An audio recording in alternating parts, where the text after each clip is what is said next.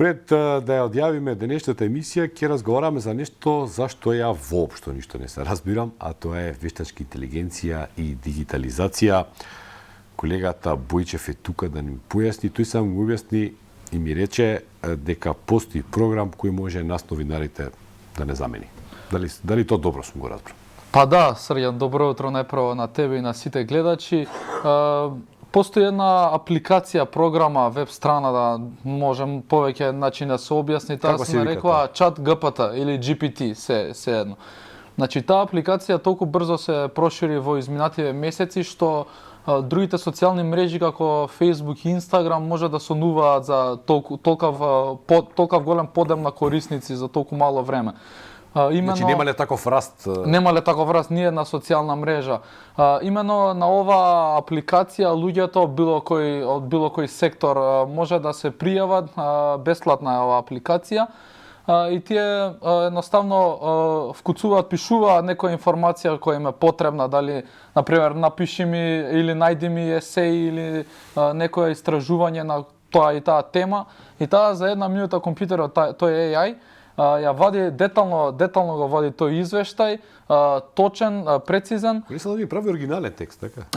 Како? Оригинален е текст. Оригинален е текстот, нешто што AI-от вади од безброј извори, вади во рокот 2 минути, го вади токму тој текст и го вади тој извештај, што навистина е пример за наша новинарска работа, може многу лесно да го замени, да ја замени се, а пак тој човечки аспект. Сега да се разбереме, значи ќе го замени копи-пейст. Копи-пейст новинарството, да. Водителството, да. Ќе си остане недопрено, значи дефинитивно, да, али оваа вештачка интелигенција е само не е крајот на новинарството. Не, тоа секако, да, секако.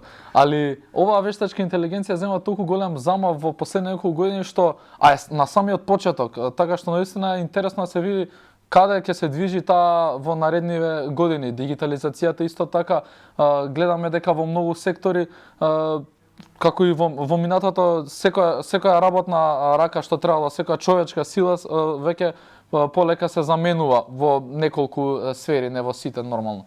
Но оваа вештачка интелигенција наистина е посебно интересна за младите, за следење, затоа и тој IT сектор толку популарен не само кај нас, туку во целиот свет, бидејќи оваа AI индустрија е толку многу популарна што AI е Artificial Intelligence да, вештачка интелигенција и наистина низините граници не се знаат каде се и затоа е толку интересна.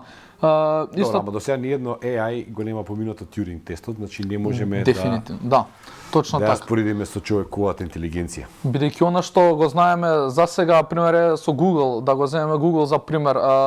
Google кога излезе како пребарувач беше навистина нешто ново, невидено до сега. А оваа нова апликација ChatGPT тотално го исмејува Google на еден начин, бидејќи Google, да, ти пребаруваш на Google и ти вади тие клучни зборови, како што ги нарекуваме ние, ги вади тие клучни зборови и ти ги вади детално тоа што точно сакаш да го знаеш. Но ChatGPT ти на еден сосема друг начин го преработува тоа.